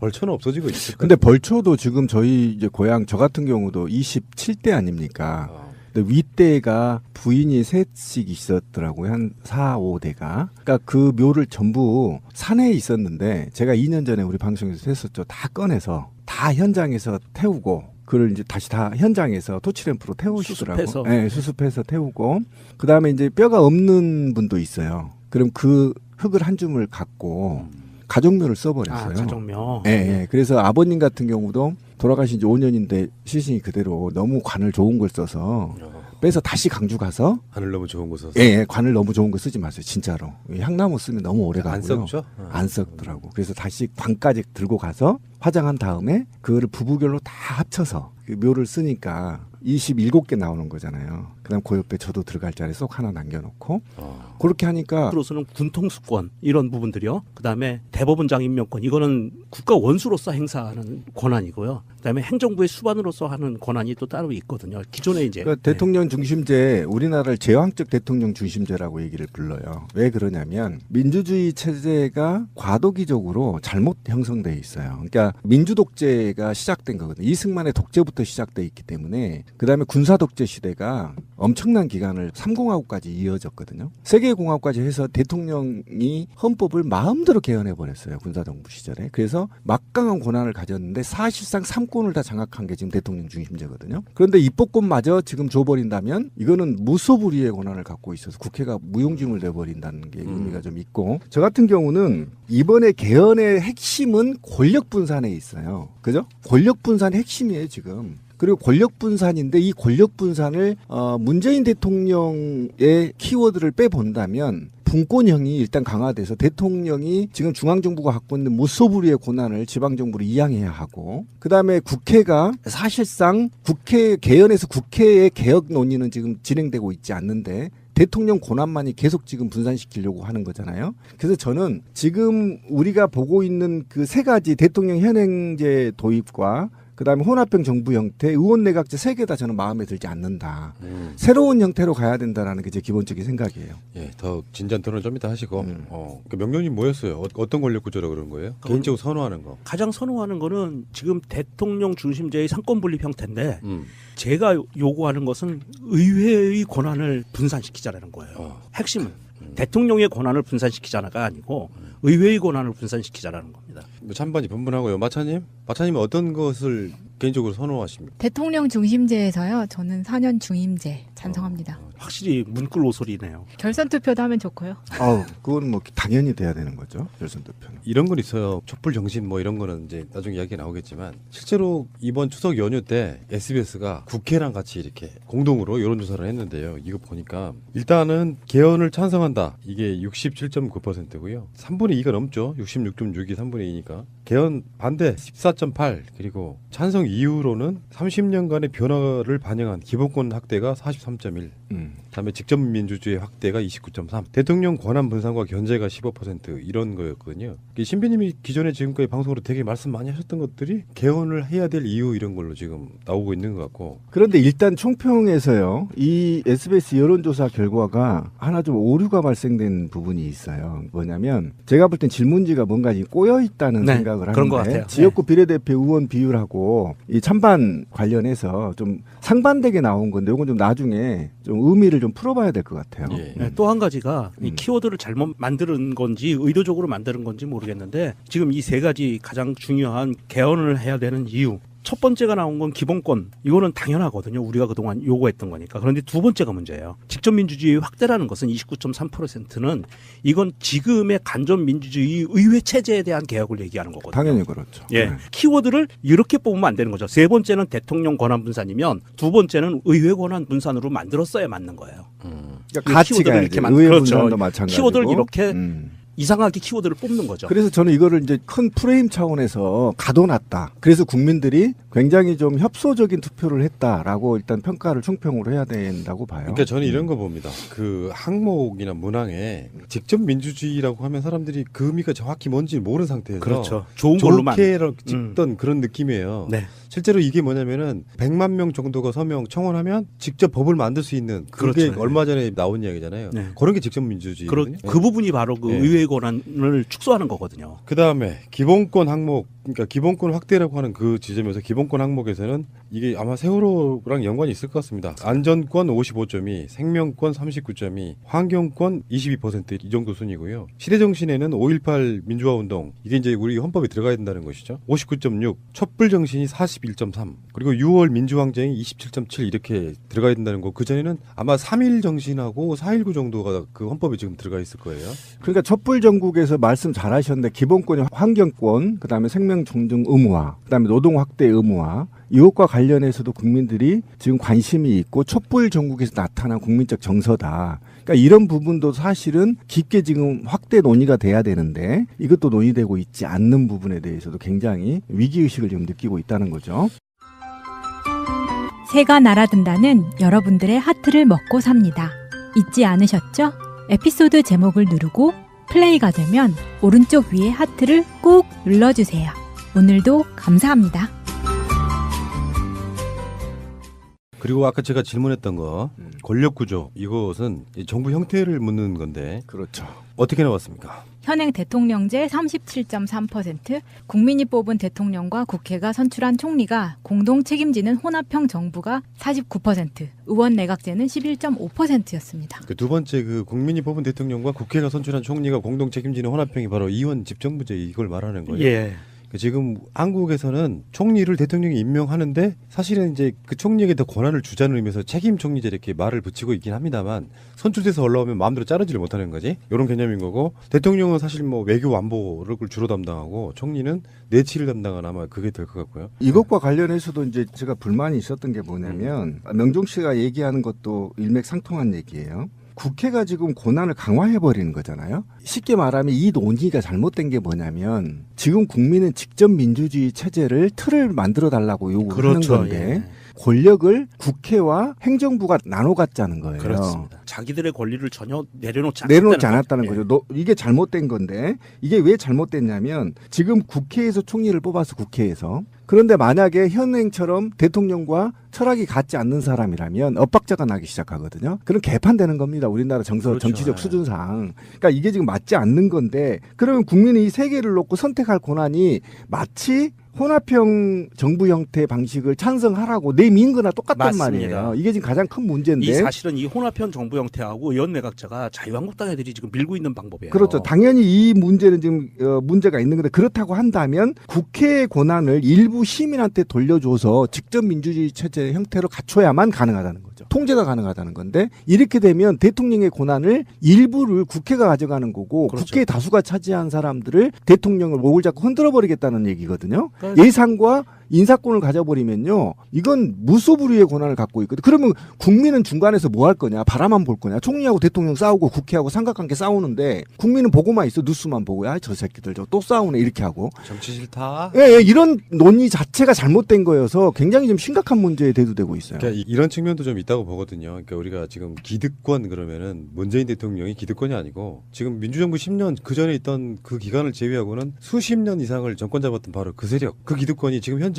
정당 지지율이나 뭐나 대통령 지지율 같은 걸로 보면 당장 선거가 이루어지면 더불어민주당이 압승할 것 같지만 사실 그렇지도 않다는 거예요. 그렇죠. 현실적으로 선거에 딱 돌입하면 기득권이라고 하는 사람들이 살아남아 있는 상태로 가잖아요. 그러다가 이제 대통령은 자유한국당 부류에서는 못 나오겠구나라고 생각이 들면 의회의 권력을 강화하는 쪽으로 가면서 그 기득권을 의원 내각제 쪽으로 몰고 가려고 유지하려고 하겠죠. 그래서 우리는 그거를 사실상 심정적으로 약간 거부감 있다 이렇게 말씀드리고 싶은 거죠. 예, 맞습니다. 그래서 지금 이 세 가지 또 정부 형태에 대해서 현행 대통령제를 제외하고 나머지 두 개는 혼합형 정부 형태와 의원 내각제는 사실은 이 부분은 대통령이라는 존재가 외교와 안보만 책임지고 내치는 손을 못 대게 돼 있으면 결과적으로 어떻게 되냐면 대통령은 독일처럼 그냥 이름만 있는 거예요. 독일은 정치를 누가 하죠? 총리가 하잖아요. 일본은 누가 하죠? 총리가 하거든요. 이렇게 만들어가는 거예요. 물론 일본은 의원 내각제지만 왕정 형태를 갖고 있는 의원 내각제지만 지금 이 두 가지가 믹스가 돼서 의원 내각제 요소가 굉장히 강해지는 거거든요. 대통령을 한 사람도 하나니까 이렇게 해서 대리석 요 크기 요거 하나야 딱. 그리고 하나 딱 세워버려. 그다음에 이제 시조만 하나 좀 큰 걸로 놔두고 하니까 100평 안에 다 들어가서요. 후손들이 없잖아요. 형님도 돌아가시고 그래서 보도블록을 다 깔아버렸어. 야, 근데 풀들이 잔인하더만. 그 보도블록 사이에 내 키만한 것들이 자라는데 그거 뽑는데 보도블록이 드러나. 그래서 다시 또 다 정리한. 그 조상들의 그 영험한 그 기운을 받아서 그런데 이것도 잘못됐다 하더라고. 최근에 우리 고향의 유행은 선산을 다 파서 태워서 납골당으로 간대요. 그렇죠. 여러 가지 예. 장성의 납골당이 좋은 게 있는데 가족으로 이렇게 세트가 돼 있는 납골당이 있다 하더라고. 근데 여기 30년인가 40년을 계약을 하고 30년 후면 알아서 처리를 해버린대요. 납골당에서. 그리고 자기가 모셔야 될 부모님 있죠. 직속 부모님 것만 자기가 관리를 하는 거죠. 굉장히 편하게 돼 있더라고. 보통은 매장하셨던 묘지를 이제 파서 그렇게 화장을 하고 납골당에 모시는 경우도 있고 신비님처럼 그렇게 가족묘를 조성하시는 분들도 있고 그리고 그 자리에 그냥 산골하시는 분들도 있고요. 뿌려버리는. 예, 그 자리에 또 화장해서 그거를 아까 얘기하신 것처럼 뭐 수목장이라든지 아니면 잔디장, 뭐 바다에 뿌리신다든지 여러 가지 절차들을 밟아요. 저희 같은 경우엔 저희 아버지만 남기고 나머지 저희 할머니, 할아버지, 뭐 증조할아버지, 증조할머니 이렇게 많이 퍼져 계셨더라는데 7, 8년 됐나? 다 뿌렸어요. 산에다가 뿌리고 이제 아버님만 남겨놓고요. 우리 어머니 소원은 이제 돌아가시면 우리 아버지 봉분 옆에 이쁘게 또 봉분 하나 세워서 매장해달라는 쌍봉으로 이렇게 저는 당연히 그 밑에 묻힐 거고요. 참 인간의 삶이라는 게 빈손으로 왔다가 빈손으로 가는 건데 말이죠. 인간들이 그 말도 안 되는 자기 욕심에 남한테 피해주고 악인이 돼서 결국은 죽지 않겠습니까? 이건희 회장님 돌아가셨는지도 궁금하고 이재용 씨도 좀 보고 배울 게 있고 우리 5035께서도 좀 보고 배울 게 있으면 어떤 죽음을 목도하고 나서 그 사람이 갖는 어떤 인생에 대한 반성이랄까요? 이게 좀 느껴지는 그런 추석이었으면 좋겠습니다.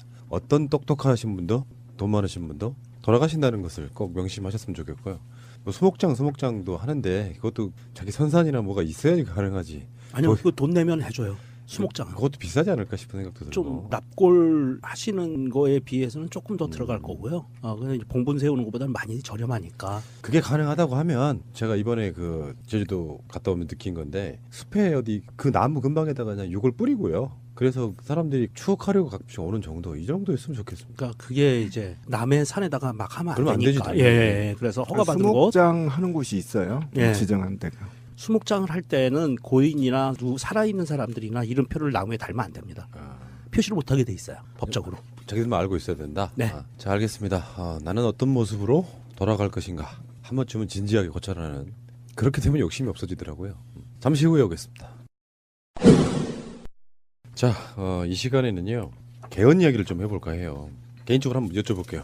여러분들 뭐 여러 가지 형태의 권력 구조. 사실 저희 방송에서는 권력 구조가 중요한 건 아니다. 개헌에다가 어떤 내용을 담을 것이냐가 중요하다 이렇게 얘기를 드리고는 있지만 그래도 개헌의 핵심은 권력 구조 개편이 아니겠습니까? 여러분들은 어떤 권력 구조를 개인적으로 선호하십니까? 저 같은 경우에는 지금에 있는 삼권 분립을 좀 변형한 신삼권 분립 제도를 좀 원하고 있거든요. 어떤 부분이냐면 행정부의 입법권까지 주는 그런 권력 구조 변경을 원하고 있고요. 행정부에서 입법권을 갖고 있으면 그 입법권을 심사하는 것을 이제 의회가 갖는 거죠. 그래서 의회가 입법에 대한 심사와 재정 감시 이 두 개를 할 수 있는 것을 의회가 갖고요. 지금의 고유한 입법권을 의회에서 갖고 있는 거를 행정부로 넘기는 방법. 저는 그것을 좀 새로운 상권 분립으로 보고 있고 그렇게 권력 구조가 개편이 되면은 조금 더 박근혜 같은 사람들이 오지 않는다는 가정하에 우리나라의 좋은 미래를 앞당길 수 있지 않을까 싶어요. 그러면 더 막강한 대통령 권한이 되겠네요. 아니죠. 대통령 권한이 막강해지는 건 아니고요. 대통령의 권한이라는 건 지금의 대통령의 권한은 두 가지거든요. 행정부의 수반과 국가 원수로서의 대통령 두 가지의 모습으로 갖고 있어요. 우리나라 대통령이. 그래서 국가 원수 꼭 알아야 할 어제의 뉴스. 민병주 전 심리전단장은 최근 검찰 조사에서 어버이연합을 특별 관리하면서 추선희 사무총장도 직접 만났다고 진술했습니다. 민 전 단장은 국정원 1급 국장으로 시민단체 대표를 직접 접촉하는 일은 이례적입니다. 이에 대해 민 전 단장은 어버이연합을 유별나게 챙긴 원세훈 전 원장 지시로 직접 만나게 된 것이라고 진술한 것으로 전해졌습니다. 또 어버이연합 담당 국정원 직원이 마련한 자리여서 서로 소개할 필요도 없었다고도 했습니다. 추 씨가 민 전 단장이 국정원 직원임을 알고 국정원의 지원 사실도 알고 있었다는 겁니다. 앞서 추 씨는 민 전 단장과 만나 지원을 받았다면서도 국정원이 아닌 중소기업 사람인 줄 알았다고 검찰에서 주장했습니다. 검찰은 민 전 단장의 진술과 함께 최근 국정원으로부터 추 씨의 자필 서명 등이 담긴 영수증도 확보했습니다. 또 추 씨 본인과 관계자 계좌를 추적해 국정원과의 연관성을 입증할 증거도 갖고 있는 것으로 알려졌습니다. 검찰은 이번 주 초 추 씨를 다시 불러 조사한 뒤 구속영장을 청구할 계획입니다. 추석 당일인 지난 4일 전국의 고속도로를 이용한 차량은 588만 대입니다. 지난해 추석 당일보다 53만 대 늘었습니다. 기존의 하루 최다 교통량 기록을 갈아치운 겁니다. 추석 전후 사흘 동안 고속도로를 이용한 차량 역시 지난해보다 많았습니다. 지난 3일부터 5일까지 사흘 동안 전국 고속도로 교통량은 1,583만 대. 지난해 추석 같은 기간보다 14% 가까이 증가했습니다. 추석 당일 전후 사흘 동안 고속도로 통행료가 면제된 데다 차례를 지낸 뒤 여행을 떠난 사람도 증가한 게 영향을 준 것으로 보입니다. 추석 당일 이후에도 휴일이 최장 닷새나 더 남았기 때문입니다. 지난 3일부터 5일까지 면제된 고속도로 통행료는 677억 원으로 집계됐습니다. 도로공사가 운영하는 제정고속도로가 535억 원, 민자고속도로가 142억 원입니다. 1,600만 대가량이 이번 추석에 처음 도입된 명절 고속도로 통행료 면제 혜택을 받습니다. 정부는 이와 함께 지난해엔 추석 당일 전후 사흘 동안 고속도로에서 교통사고 16건이 발생해 21명이 다쳤지만 올해는 한 건 발생해 다친 사람은 없었다고 설명했습니다. 한복을 차려입은 중국 동포들이 중국식 만두를 빚고 있습니다. 중국 동포들의 집단 거주지 서울 대림동에도 추석이 왔습니다. 고향 생각도 나고 아무래도 중국에서 태어났으니까 사실 중국에서도 저희가 이렇게 명절 쉬어요. 왜냐하면 저희가 사실 뿌리가 한국이잖아요. 지난 여름 이곳 중국 동포들은 한 영화 때문에 마음에 상처를 입었습니다. 관객 수 560만 명을 돌파한 영화 청년경찰에서 대림동이 위험한 우범지대로 그려진 겁니다. 항의 집회를 열고 상영 금지 가처분 신청 같은 법적 대응도 추진했습니다. 있는 사실을 말을 해야지 없는 사실을 말하니까 굉장히 서운하고 사건 공포끼리 어쩌면 이럴 수가 있나 싶은 생각이 들죠. 대림동 중국 동포들은 지난 2011년부터 자율방범대를 조직해 순찰활동에 나서고 환경미화를 벌이는 등 자정활동을 했습니다. 그 결과 대림동에선 살인, 강도와 같은 5대 강력범죄율이 크게 줄고 있습니다. 많이 줄었죠. 중국 동포들도 그걸 느끼죠. 그럼에도 영화나 소설에서 아직도 부정적으로만 그려져 안타깝다고 중국 동포들은 말합니다. 우리도 변하자. 이런 과제로 지금 각 단체들이 활동하고 있습니다. 대림동이 안전하다는 거 한 번씩 오셔서 양꼬치도 드셔보고요. 중국 요리도 좀 이렇게 드셔보셨으면 좋겠습니다. 방송 중간에 좋아요를 눌러주시면 새날팀들에게 큰 힘이 됩니다. 미리 감사합니다.